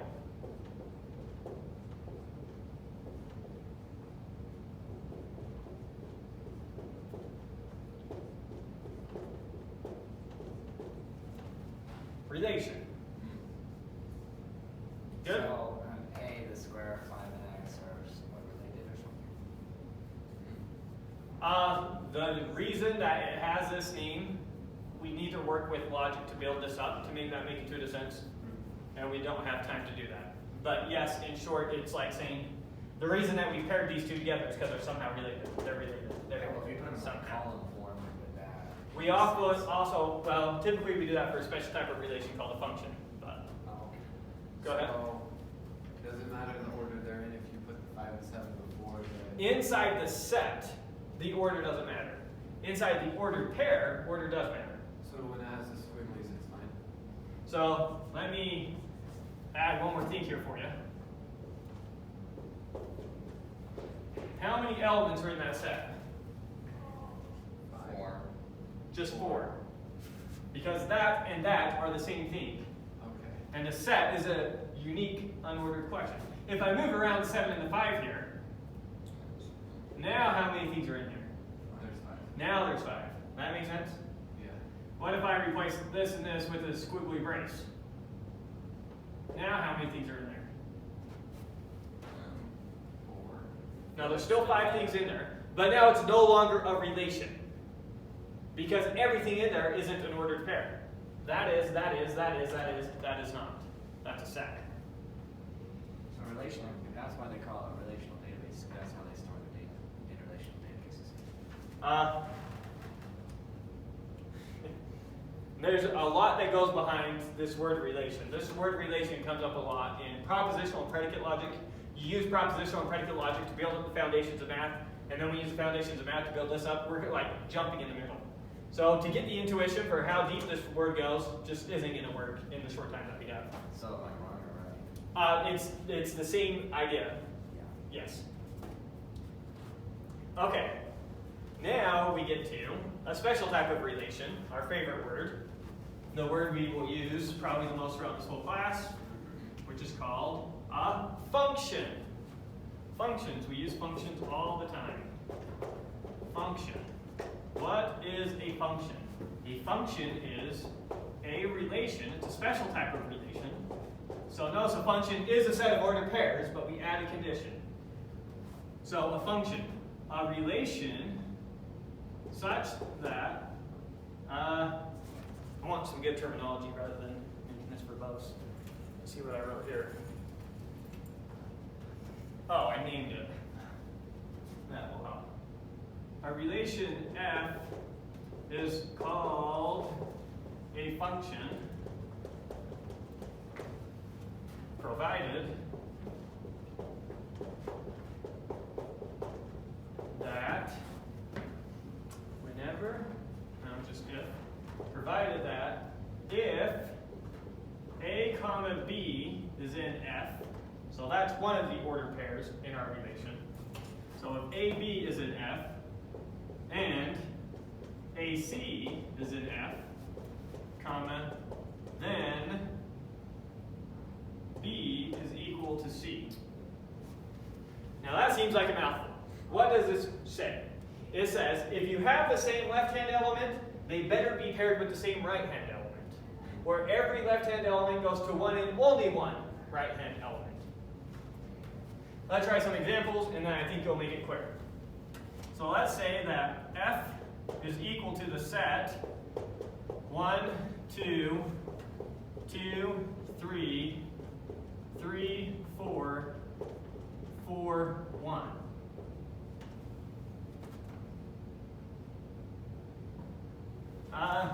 Let me add one more element in here, actually. And let's put in 1, 5. Okay, so let's look at f for a second. F has 1, 2, 2, 3, 3, 4, 4, 1, 1, 5. That's what's in it. Is f a relation? Yep. Is everything inside this set an ordered pair? Yes. That's an ordered pair, that's an ordered pair, that's an ordered pair, that is X. Okay, it's a relation. Is it a function?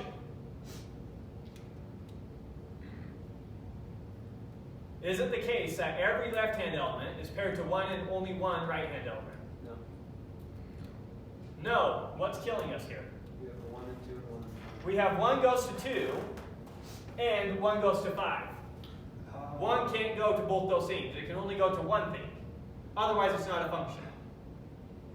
So this is not a function. Now, if I replace this with 2, it is, right? This is input output stuff. We already have. Yes. You input a 1, you get a 2. You input a 2, you should get a. Or you input a 2, you get a 5. Input a 2, what do I get? A 5. 3. Oh, you just changed it to make it a 3. That's I'm confused. awesome. Oh, it doesn't work. What do I get if I input a 2? Do I get a 3 or a 5? Oh, You can't answer the question, so it's not a function. I see. That looks like a 3, 3. Oh, sorry. That comma. Band had right. That 2, comma 3. Yeah, very confusing. 2, comma 3. Okay, gotcha. All right. So yeah, there's 2 2s. Yes. So let me put in something else then. Is that a function? No, Why not? Yes. because you get 2 outputs for the same input. What are the 2 outputs you get? 3 and. Oh, sorry. Yeah. That is right. It is a function. It is a function. Notice that duplicates don't matter in a set. So how many things are in this function? 1, 2, 3, 4. That is the same thing as that. Ignore it. Okay. Make sense? Yeah. That's what a function is. A set of ordered pairs. Function. And active relational databases are a set of lists, not necessarily a set of ordered pairs. So I made the wrong correlation. Depending on how it's stored. I mean, technically in memory, everything's listed because it's in order. But the list can go on and on. It doesn't have to be just 2 values. Let's see now. That one's still here. Okay, so we talked about a function. Now, notation for a function. Here's some nice notation. If AB is inside of F, if AB is an element of F, notation that we have for signifying that is F of A equals B. They'll say the exact same thing. This says A is paired with B in F. This says A is paired with B in F. If I take A, run through F, I get B. B is a thing paired with A in F. B is a thing paired with A in F. F of A equals B. This is how we typically read that. You're saying which one are you going to start using? You're saying We typically use this notation. the other one's way more confusing. This is more confusing? Oh, Oh, well, that's why we typically use this, I guess. good. Okay. So we talked about that. We talked about notation. Now let's talk about functions, equations, and graphs, understand their differences, and I think we'll have a good foundation to start this class.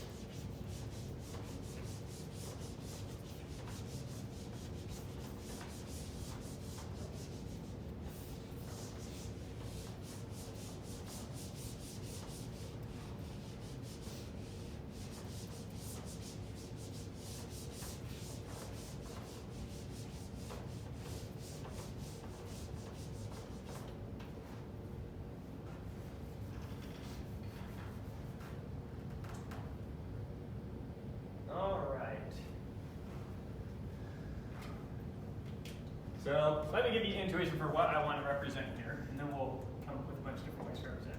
So I'm going to do f is equal to 0 goes to 0, 1/2 goes to 1/4, 3 goes to 9, pi goes to pi squared, square root of 2 goes to 2, and I think you get the pattern. We're taking every real number and squaring it. Right? 0 squared is 0, 1/2 squared is 1/4, 3 squared is 9, pi squared is pi squared. That's how we're. Pi, when we square it, gives us pi squared. Square root of 2 squared gives us 2, etc. I'm writing down all the numbers in their squares. Now, first off, let's try to represent this using set builder notation to represent our function. So what is this?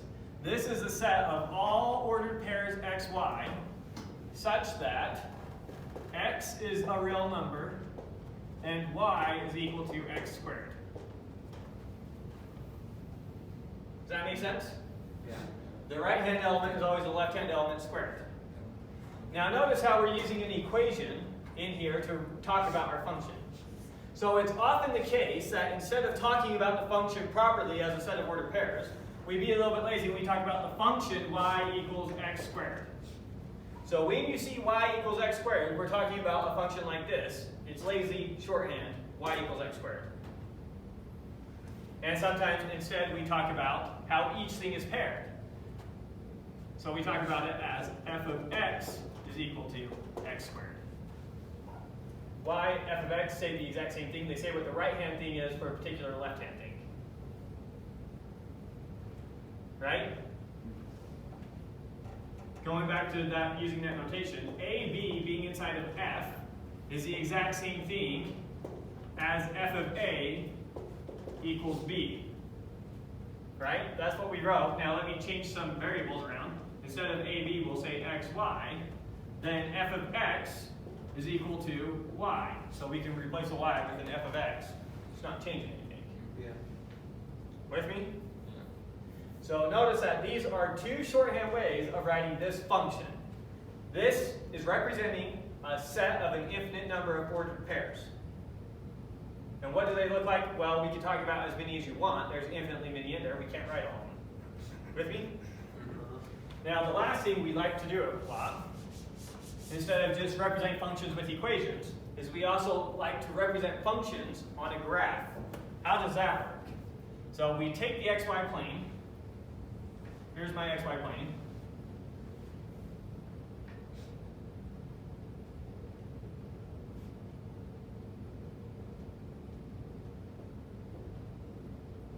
Right on that one. And if I interpret everything in the function as a point and plot that point, that's what we call the graph of the function. So 0, 0, where's that on here? Origin. Origin. 1/2, 1/4, where's that on here? We go over a half and up a fourth. That's right there. Right? Let's 3, 9, where's that? 1, 2, 3, and then we go up 9. That's right here. See if I can do this half decently. It'd be something like that. You with me? Yeah. Yeah. What would -3 be paired with in here? In this function, what would -3 be paired with? So we're going on, writing. 9. What would -3 be paired with? 9. Wonderful. So if we go over -3, then we go up 9. Right? Yeah. And what does 2 go to? 4. 4. And what does 1 go to? 1. 1. What does -1 go to? 1. 1. What does -2 go to? 4. And you'll notice that if we plotted every single point in that function, there's infinitely many of them, so obviously we can't plot all those points. It ends up giving us the shape we call a parabola. Parabola. And that's what we mean by graph a function. That's what graphing a function is. Interpret all the members of a function as a point and plot it. Graph a function. Okay. So that's how functions, equations, and graphs are related. We can use graphs and equations to represent functions. We really like to represent functions with equations because we know how to work with equations all the time. So it's very often that we just write them this way. but it's also nice to see them sometimes. So graphing is useful as well. Do all three of those make sense? Yeah. Yeah. Okay. So I think that gets you a good foundation to start out in the work. Oh, no, forgot to talk about domain and range. Two more things we got to talk about. The domain of a function. So domain of f in this case, it's a set of all the left-hand values. So if we were to look at all the left-hand values out of this whole function, what are all the numbers we get? All of them. So in this case, it's r. Okay. The other thing we can talk about is in this class we'll call it the range. So the range of f is equal to what? Everything greater than 0. Everything on the right-hand side of the function, which is going to be all the positive numbers including 0. Naturals. It includes the naturals. No, no, no. 1/2 is not natural. Oh, right, because we're talking about 1/2 No, could you're come right. out there. Better example, 1/4 is not natural, but 1/4 is in there. So it's just So all the right-hand values, what are all the possible right-hand values, all the y values that we can get out of this thing? Everything greater than or equal to 0. Pick any y value higher than that, and we eventually get it out of this function. You with me? So the way that we signify that is we say all the numbers starting at 0 to infinity. That means include the 0, go up to infinity. That's just interval notation.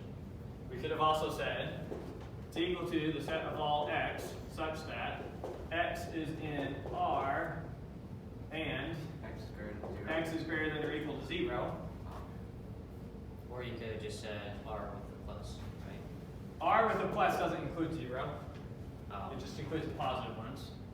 But that's also introducing a lot more notation. So the domain of the function is all the left-hand values. The range of the function is all the right-hand values. Okay, just terminology. Okay, so that gives you some foundations. A lot of this will be reviewed right when we get back into the book. Today I was mostly worried about doing a quick trig review, making sure you know the unit circle and can come up with that, and introducing some of these ideas from a set perspective before we get into the book's way. I don't love this book. Why am I using this book? The point of this class, so typically I teach a class called real analysis. Real analysis is where we actually develop calculus from the ground up. It's just a lot slower and harder to do it that way. Here we're basically going to be just blowing through intuition, trying to get you intuition for things, proving it as much as we can, but we're focused on teaching you how to solve calculus problems here. Why? To prepare you for physics. This calculus class is completely being treated as a prep for physics. The goal is to blast you through calculus as fast as we can so we can start doing physics. Does that make sense? yeah. So that's the trade-off that we made there. So I decided I'd do what you typically take as a Calc 1 course in college. This would be your standard Calc 1 that we're about to do. I don't love it, but it gets you so that you can use the calculus so that we can start doing the physics. Now, some more bookkeeping stuff. We're done covering material. I won't go more with what I wanted. We don't have time. But some more bookkeeping stuff. Homework. I am giving you a pretty decent amount of homework while we're going through the calculus. Why am I giving you a decent amount of homework? You need to get competent solving these calculus problems relatively quickly. The intuition I give is the same way that, so let's say you're teaching a little kid how to do multiplication. And you teach a little kid, they say, well, how do you do 6 times 5? And they're asking you, how do you do this? You say, it's easy. You count 6 5 times, right? And so they could go 1, 2, 3, 4, 5, 6, 7, 8, 9, 10, 11, 12, and they could do that 5 times and count all the way to 30. So they now know how to solve this problem, right? How handicapped would you be in your algebra if you had to count like that every time you went to solve one of these problems? Technically, that little kid knows how to do it. It's not enough to just know how to do it. You need to get really comfortable and competent doing these things so you can do them quick. The same thing is going to hold for the calculus problems I give you. It is not enough that you know how to solve the problem. That's cute. Good job. Now you got to get good at solving the problem. You got to get fast at solving the problems. We cannot be doing our physics and having you get held up on the calculus as it comes up. We got to get you quick with it. So I do not want you, even though I give you a problem, you say, okay, I know how to do that. Do not skip that problem. Do it. The point there is not to teach you how to solve the problems. You'll know how to solve them pretty easily. is to do it over and over again and to get competent at solving the problems. To start noticing tricks to solving the problems. Ways that you start noticing when you're doing your multiplications by 10, when you do 6 times 100, for example, you don't even think about that. You just spit out 600. You notice a quick trick. And you don't even bother trying to even think about what that's actually asking you. It's so quick, automatic in your head. Similar things will start happening with these calculus problems when you force yourself to keep doing them. You're going to get better and better. You're going to notice things. You're going to start making connections. And it's going to help you so much once we get to physics. You might not notice the big trade-off early on. You don't do your calculus problems. You might notice next week, that didn't really hurt me. So the homework must not be helping that much. It's going to be when you come to the calculus, when those who are doing the homework are able to follow everything I'm saying, and you're still trying to count on your fingers. That's a problem. So you need to keep up on these homework problems. You need to do them. I know that a lot of them you already know how to do before you even do them. That's not the point. The point is get competent at doing them. Get to the point where you can do them fast. Get to the point where there is no hold-up solving these basic calculus problems. Same way that you do with arithmetic. Okay? So next week, first thing, we'll have our test on unit circle. It will be that exact paper I handed you. You'll just come in. Huh? Do you have more of these? I can send you a PDF. Does everyone want a PDF of it? Yes. Okay, so I'll send out an email. Can everyone, before you leave class, does everyone have a way to check their email? Yeah. And make sure you got stuff? Can everyone check their email, make sure that you got the book, the syllabus? Is our only homework making sure we can do this test? That is the only homework for the first week, and you can start reading the book.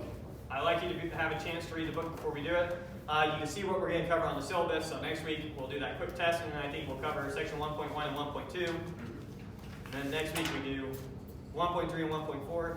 What does EC mean on this? Oh, thank you. EC. EC stands for extra credit. The way I do this class, if you come to me at the end of the year and you have an 89.9995, and you're like, I just need a teeny bit more to get an A, will you just let me do something for extra credit real quick to make it my grade? No. I give you extra credit every week. So on every single homework assignment you have, you also have what we call an extra credit problem. You can do that extra credit problem and start accumulating extra credit right now. You can accumulate up to 5% of extra credit in this class. Okay. So on every single homework, there's an extra credit problem. Now on every single test, except for the unit circle test, there will also be an extra credit problem. That's how you get extra credit in class. You do those problems. So start accumulating your extra credit now. Start doing the extra credit on the homework problems. And then you won't have that problem come the end of the year. Okay. So good question. Look over your syllabus real quick and see if there's any other questions.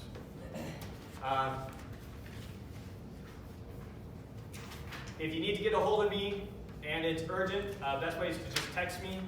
My phone number should be on there. Textbooks you should have now. What else could I be missing? These textbooks like PDFs or different PDFs. Yep, we're all good. Yep, they're PDFs. They're sent to you in the emails. That's why I said check your email before you leave here. Make sure you have them. I don't want to accidentally have a typo that means let someone in the book. And with that, I think that's everything. Can you guys think of anything else that's bookkeeping stuff that we need to cover? Do we get calculators on earlier tests other than the unit circle one? Calculators on tests? No. So across the board, no calculators on tests. Calculators on your homework, I don't really care. I kind of care. What's the right way to say this?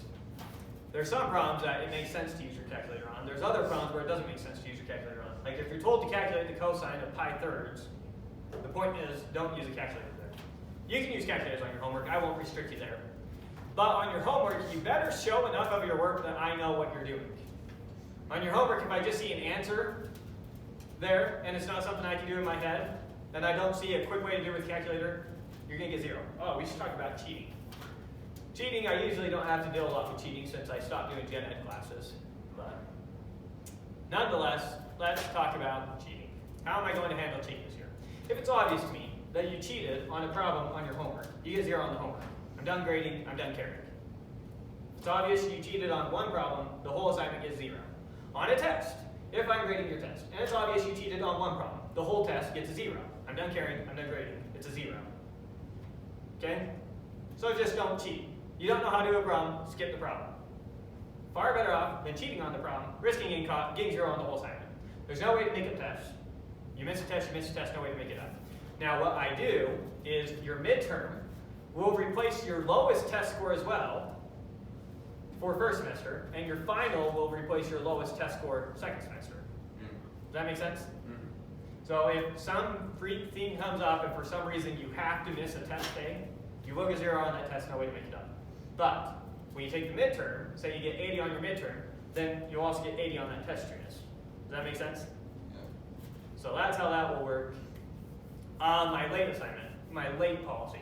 What I'm going to do this year is homework is due the class after we finish covering the material. So Tuesday next week, we'll cover section 1.1 and 1.2. Wednesday next week, homework for 1.1 and 1.2 is due. And now I will give you, and then we'll cover section 1.3 and 1.4. Does that make sense? Now I will accept homework late for 50% credit until the test. After the test, I don't even want you thinking about that chapter anymore. What does that mean? That means, so if we look at just chapter 1, so next week we'll be doing 1.1 and 1.2. Next class. The class after that we'll be doing 1.3 and 1.4. The class after that we do our test on chapter 1. This is the last day I will accept any late homework for chapter 1. After that, I won't accept a period. So the homework for this section is due here. The homework for this section is due here. You'll get 50% for any late homework.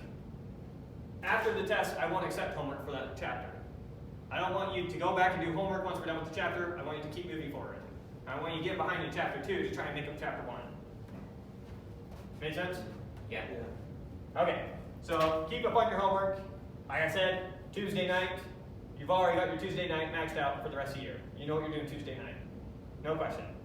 You're doing this class. Okay. Any other bookkeeping you can think of? Any other general questions about the class? Lectures usually take me about 24 hours to upload, so that's about what you can expect to see it online. Anything else? All right. So the lecture